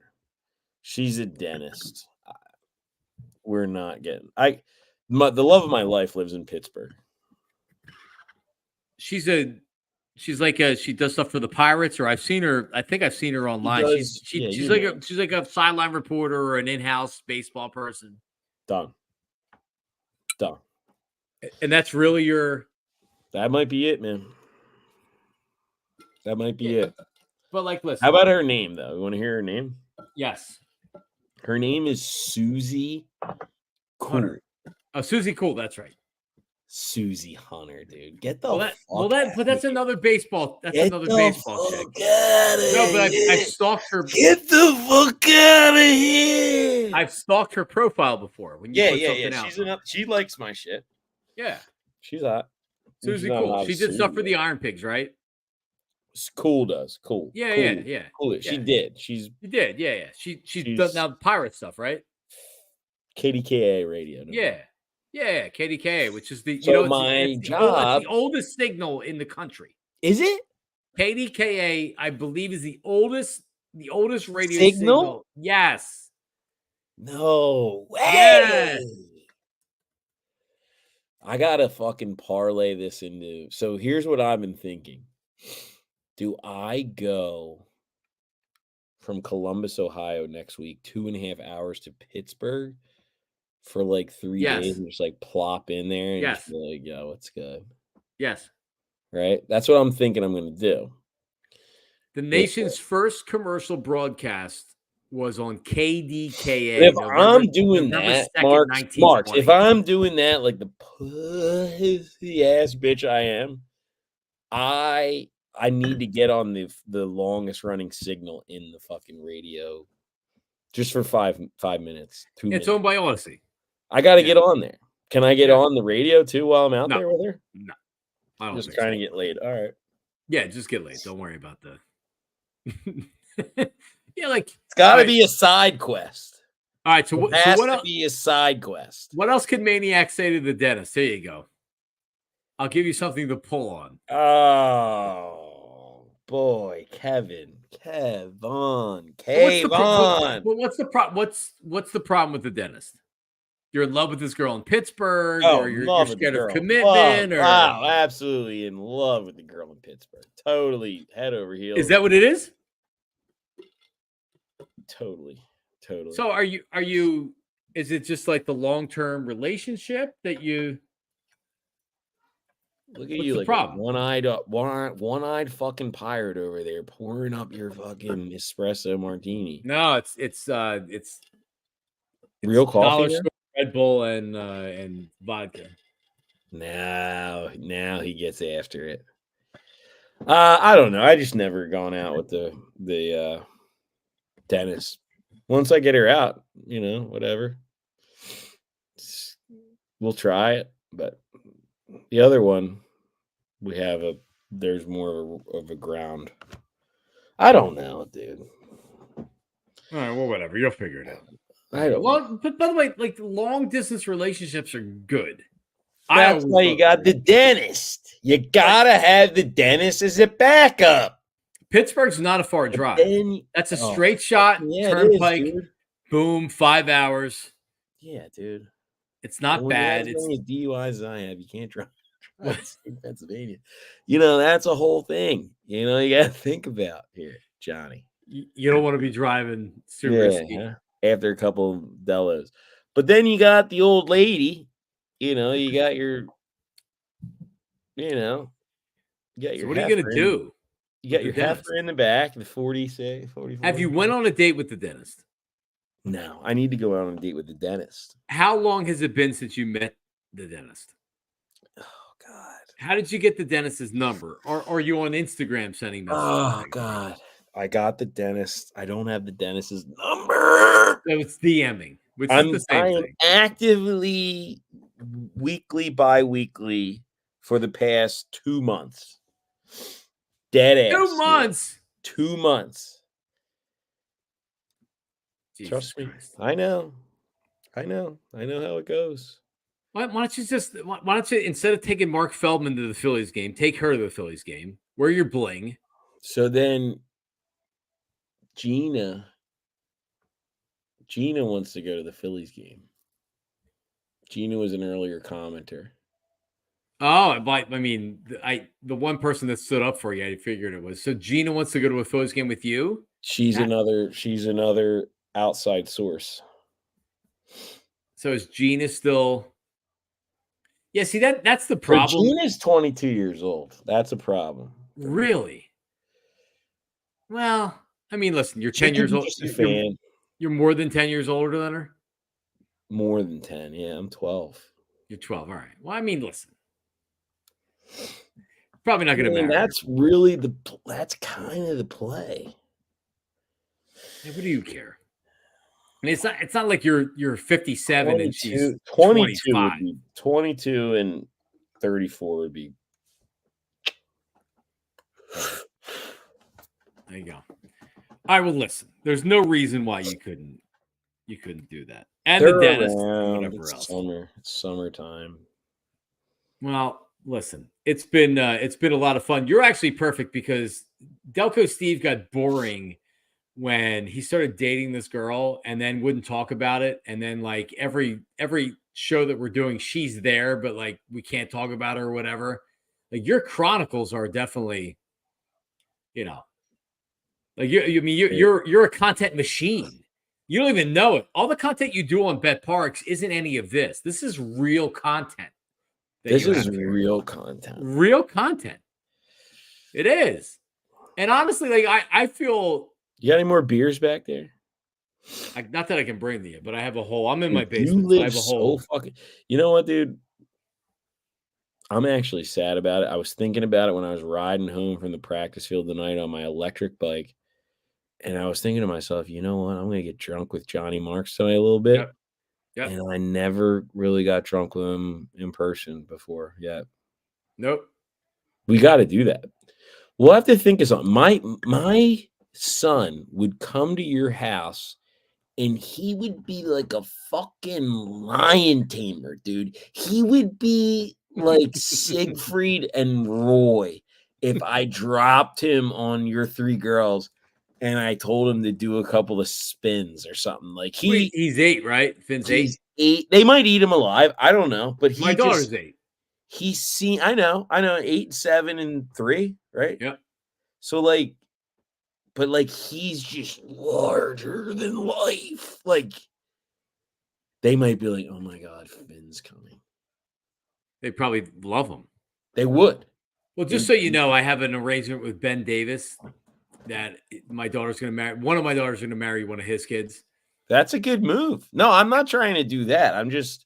Well, I'm just letting you know. Selling my fucking son off into slavery for I need his life like you are with your daughters, but I'm trying to get some size incorporated in my family. That's the guy you want to hang out with, Ben? Well, Ben, I mean, listen. I mean, I just gotta say, if you're he's probably hurting. He's down bad today after the Trump 34-0. He's hurting. He's hurting. He's hurt. So we can end with that. Satin pajamas. Is that what we end with? Is the former president was convicted of 34 charges? Well, I'll say this. Yeah, he's going only 34 felonies. Only. Here's what I'll say. And I'm agnostic when it comes to religion, and I'm also agnostic when it comes to politics. Like that. Yeah, I don't I don't do Republican, Democrat, or whatever. Believe me, people don't want to hear my opinions on politics, but this is just going to make him president again. You think this is? Yep. I mean, even if he would have lost, it would have been a huge win for his campaign. Or if he would have been found not guilty, it would have been like, see that? I said that immediately. I said this isn't going to matter, really. It's not really going to. No, it's not going to matter. Like, just because he's convicted, you think that his supporters are going to be like, oh, well, I can't vote for him. It's that damn Joe Biden. That fucking Joe Biden's doing this to our boy. But then you got to just think to yourself, there can't be that many fucking fucked up people in this world, but there are. Whatever, dude.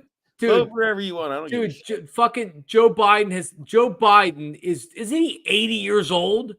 He's still better than that piece of shit. No, but you know what? Like, no, he's not. No, he's not. He is. No, he's not. Joe Biden's a piece of shit too. His fucking son's smoking crack. And that's not him. With hookers and things like that. Yeah, he's fucking the hookers, John. I know he is. He's fucking them. I hate them all. I bury my head in the sand. And I'm pro fucking hookers. You are pro hooker. That's true. I'm pro hooker. I've been to Amsterdam. Great fucking time. Have you been to Amsterdam? I have. You were in the red light district? I have been. Yeah. But I used to. So back to my days as a rapper, which you tried to say that I was. You were a rapper. I was a rapper. I have some here.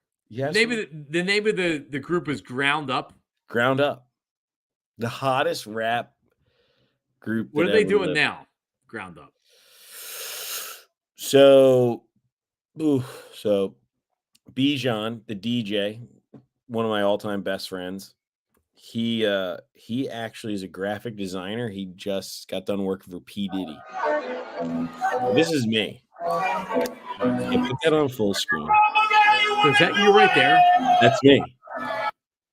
So the one video that you showed me, you were smoking a cigarette. Go full screen. Jersey. Full screen. All right.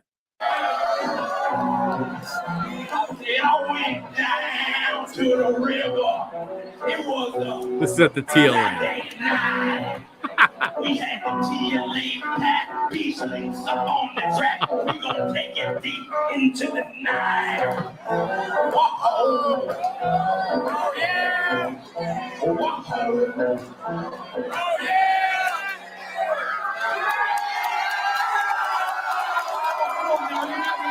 So is this how you got nicknamed Maniac? So that guy right there, Al, who's I'm handing the mic to, he used to call me a maniac all the time.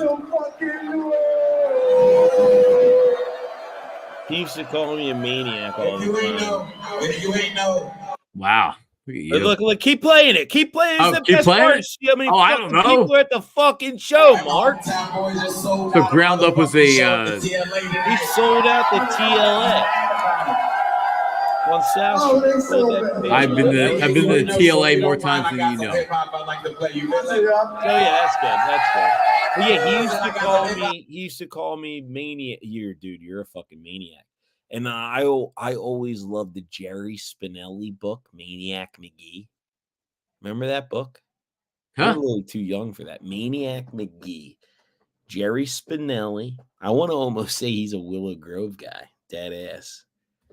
Maniac Spinelli. what? Maniac Spinelli? McGee. Jerry Spinelli. Let's see. Novel by Jerry Spinelli. Sounds like Jerry Sandusky. Jerry Spinelli, Maniac McGee. Dude, that's one of my all-time favorite books. It was probably one of the first books I ever read. After that, I didn't read too many books, but it was published in 1990. Norristown. And it was exploring themes of racism and inequality. It follows the story of an orphan boy looking for a home in a fictional town of 2 mills. Huh. Jeffrey Lionel Maniac McGee. So when my buddy would call me Maniac, he was like, dude, you're a fucking maniac. You're just a fucking maniac. And I was like, oh shit, Maniac, like Maniac McGee. I remember that book. Good book, real good book, book. Yeah, book. Maniac Malloy. Done. Wow. So you're named after Maniac McGee, a novel. Who would have A thought? novel. I named myself Maniac Malloy. But my So your buddy name was Al, one of the rappers in Ground Up, used to always call me a maniac, and then that's how it happened. wow. I was like, well, you keep calling me a maniac. I kind of like that because And it that's stuck. true. It stuck a little bit. All right. Well, there They you call go. me Maney. Maine. Well, listen. So for everybody out there that that has not watched Sure, even- Out of the Parks with John Marks, you We should. should start drinking before those shows. I mean, other than I have to drive and pick up my children Hey, afterwards, and that. But I mean, listen, you're I'm gonna I'm have all that. for it. Yeah, I mean, get some mushrooms or something, some chocolate mushrooms. They do it in California. They eat them like they're Love fucking those. gum. Love those. California. We can do it. But if you haven't seen it, Maniac Malloy, Sam Stafford, me, every Wednesday, check your local listings for times in your area. Because Local sometimes, listings. right, It should be on your DVR setting. correct. Depending on, sometimes what did we do this past week? Because the Phillies were playing a day game. I think we were live at 1:00. Sometimes it's 3:00, whatever it is. But and you can watch it at your convenience on YouTube. Subscribe to betPARX YouTube, subscribe to our YouTube. And it's fun. We've really, I feel like we've really The we've really had Phillies some are fun. just like they just need to like kick the shit out of the Cardinals 3 games in a row. Yeah, it'll make Like people feel better. if they don't do that, it's even if they win 2 out of 3. No, 2 out of 3. Don't get greedy. 2 out of 3. They need to fucking beat the shit out of them. By the way, we haven't had success doing our bets, but I called Castellanos going deep. You did. Yeah, I did on Wednesday. I did. Well, I made up the bet for us my entire self, but wait till you see how many people take that bet versus the happy hour. You'll be super. You'll be like, holy shit! It's kind of sick. Like when like 500 people, 600 people start riding on a bet that you create. That gets to be very fun to me. We need to start hitting on a bet. We've been close. Yeah, well, it's like a very good boost. So like I wouldn't be surprised. And like, did you see my one pick? Royals came through. Seth Lugo, 9. It did. He's like unbelievable right now. We need to get him on the Phillies. But then in manga, Shota. Shit the bed. Yeah, and he's been amazing all year. So Well, baseball is difficult to bet, that's for sure. baseball is very hard to bet, but very fun to bet. Probably no, definitely fun to bet, but maddening at the same time. maddening. Totally maddening. Because you can dead. I saw your Maniac and Elliott Shore Parks earlier today. So Elliott's also a part of the betPARX family. I love Elliott. Elliott is, and somebody giving me shit on here earlier because I was saying that Hunter Brody was my guy because Elliott's my guy. And I saw Hugh Douglas was defending him on social media because WIP's not talking about it and Elliott's not talking about the whole Deshaun Jackson stuff. Where it's apologize. When we put up a video, we literally took like 2 weeks where we didn't do anything, and we were on a streak, like a really long streak of doing one like session a week, and he would post like 2 or 3 videos, and he was even like, dude, like, do you really like want to put stuff out? Like, he's like, I'm guaranteeing you like the majority of the shit that people are gonna say, 90% are gonna attack him. And I was like, dude, like, I don't give a fuck. I was like, honestly, dude, like, I know I have my own feelings of this, and I've shared them with you, and you gotta do it. You gotta do it eventually. So, yeah, he's that's an interesting situation there. But yeah, he was right when we did post the videos last week. We had, I think, one go out today, maybe. Yeah, you had one go out today. That's all. And I put out the whole episode for the 11-minute like little talk that I usually come up with a couple questions, but I don't know if he tweeted out anything. He probably did. But yeah, last week, and I'm sure much more the same this week. God, man, Deshaun Jackson, who to me really is a fucking piece of shit when you think about it, because you're bringing up some shit from years ago because you're still butthurt, but you make it out to be like you were just such an amazing Philadelphia Eagle and that your team was actually so good and we were so close to winning these championships. Let's go through this real quick. In 2008, the Eagles won 2 playoff games and then lost in the NFC Championship to the Cardinals. So that was Jackson on that team. Then Jackson was a part of the 2009 Eagles that lost the wild card to the Cowboys. Then you lose in a home wild card game to the Packers. The Joe Webb game was a few weeks earlier than that. Oh, God. They lost 34-14 on Tuesday Night Football to lose control of the number 2 seed. And in that game against the fucking Packers, Deshaun Jackson got shoestring tackled at a moment in that game.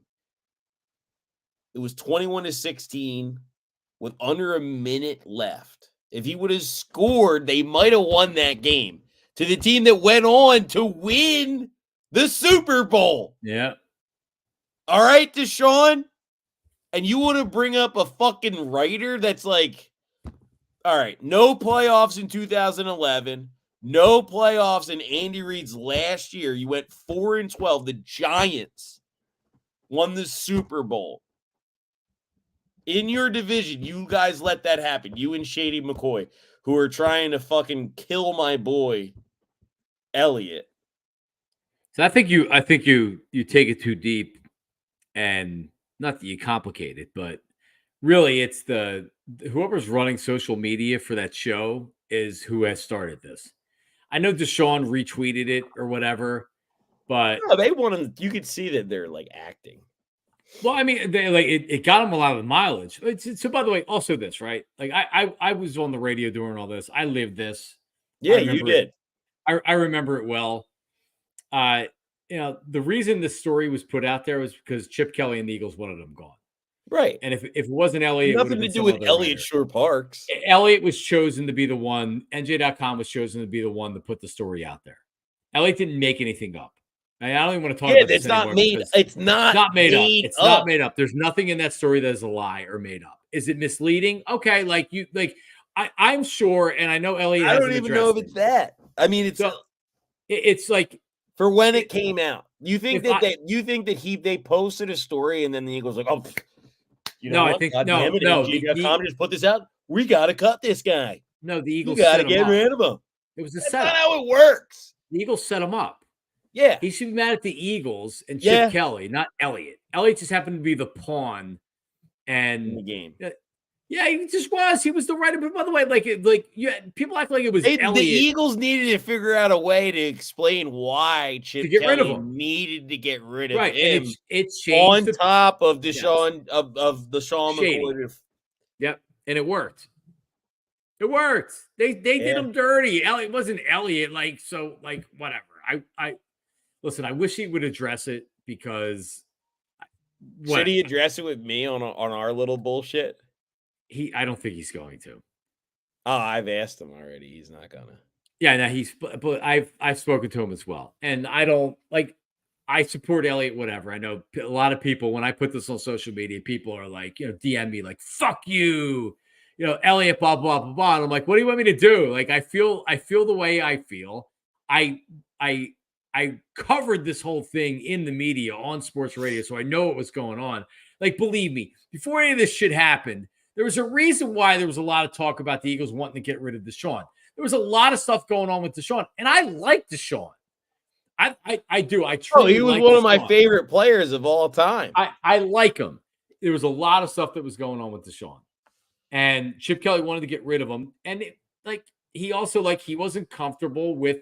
The thing that I don't like wasn't comfortable with that type of a player, that type of a black player. Let's be honest, he was. So the thing is he wanted to go the Chip Kelly route first and make a big deal about him, which is like, all right, buddy, we all know, and then kill your boy, our boy, but Deshaun, dude, You didn't this is like a revisionist history of how good that your team was, because your team really wasn't that good. Wasn't that good. Like, Well, no, you you know weren't why? beating Because the fucking Seattle Seahawks. we've Get seen the- good teams. We've seen good Eagles teams since then. That You wasn't a weren't great beating the Eagles team. Patriots even if you got there. Yep. Whatever. Lost a wild card game to the Saints in 2013. What was That's that how game? it ended. Well, that was that's how Sproles ended up here, right? Sproles had that return late. Nick Foles left the field with the lead, and they got that long return. And then the fucking kicker killed us. Yeah. Yes. What the fuck's his name? I don't even know, man. And then LaShawn McCoy, 38 carries for 147 yards and scored 1 touchdown in 3 playoff games with the Philadelphia Eagles. Yeah, but Like, Shady was a great player here. He was a great player, but like I don't think that like LeGarrette Blount is close. Like, I know that's kind of insane, but like, but you can do that with running meaningful backs. to the You organization? can go year to year with running backs. It's there's a reason why these guys don't have huge markets. Hopefully Saquon ends up being a good one. But anyway, all right. Well, there you go. Well, listen, Maniac, best quarterback. The last thing I'll say is LaShawn McCoy and Deshaun Jackson screwed over the greatest fucking NFL football coach of all time in Andy Reid in his last freaking season. But they were so good. Like, come on, man. Give me a break. Yeah, well, listen. If I was Deshaun, I would feel like I got screwed by the Eagles. I wouldn't be I don't even think Deshaun knew anything about Elliott or like would have targeted Elliott with this whole thing. It's the social media guy that was screwed by Chip Kelly. He got screwed by Chip Kelly and the Eagles. He just did. The Eagles were kind of like at the mercy of him. And Jeffrey Lurie agreed, but Jeffrey Lurie had to sign off on it. Yeah. I won't mention members of the Eagles staff, some of which aren't with them anymore, but they had to execute the plan of how are we going to get rid of these guys. This just wasn't Chip Kelly pulling this off. This was how do we, and I mean, if you look at it, it was a fucking brilliant plan from their perspective. We want to get rid of Deshaun and Shady. You think about it, you look at it now, the way you make it out. Yeah. Totally. Shady, it doesn't make sense. I was saying about Shady, well, he dances around too much in the backfield. They need a guy that's one cut and gone because that's what was being leaked out about LaShawn McCoy and why they were unhappy with him. Chip Kelly didn't like LaShawn. He didn't like Deshaun. He didn't like their personalities. He didn't like that type of a black player. I'll say it like that. He liked DeMarco Murray that was all business and didn't fuck around off the field. Deshaun wasn't a guy that was going to bed every night at 9:00 at night and was coming in 6:00 in the morning. Deshaun worked hard to be the best wide receiver, but like those guys were young, rich dudes that had a lot going on. And Chip is a typical college coach. Didn't want to deal with any bullshit. And he got rid of them. He came in and he said, you know what, get these guys out of here. And Chip learned real fast that you win in the National Football League with talent. This ain't college, brother. Fucking Chip Kelly. Hate him. Chip Kelly. Wow. All right, well, listen, we've done 2 hours, which is I think it's a record. Record? Done on here. Yeah, well, normally Delco Steve wants to go snuggle with his girlfriend after like an hour, 20 minutes. So I'll be snuggling up with my hand. And my wife isn't here tonight, so I don't have to worry about, her not being upstairs. Yeah, well, she doesn't snuggle anyway. I'm the snuggler. We'll do it together next time in the basement, drunk. Let my kid will put your kids to bed. He'll go, all right, everybody get in bed. All right, we'll bring him over. All right, so listen. At John Marks Media, subscribe on YouTube, Twitter, Instagram, etc. Maniac Malloy. See, you have the weird Twitter address. It's _ Maniac Malloy. It never shows up when I try to tag you on stuff. And then I can't tag you in pictures because you don't allow it. But betPARX. What am I doing with my Twitter, dude? Instagram's better. Instagram's definitely better. But just Follow look me for on it Instagram. We don't Yeah, even want your follow on Twitter. Yeah, so I don't care about Twitter either, even though I should. But I care much more. You're about great Instagram. on you, dude. You are killer on Twitter. I am. No, I don't do anything on Twitter. You kill No, I hard. don't. No, I don't. You're That's I not mean, true. you're no Elliot Shore Parks, but I am you're not. up No, there. because Elliot's just no. I'm not Elliot. You're on up there, Twitter. but he No, can't hang on the Instagram level like you. He can. He cannot. No, he cannot. No.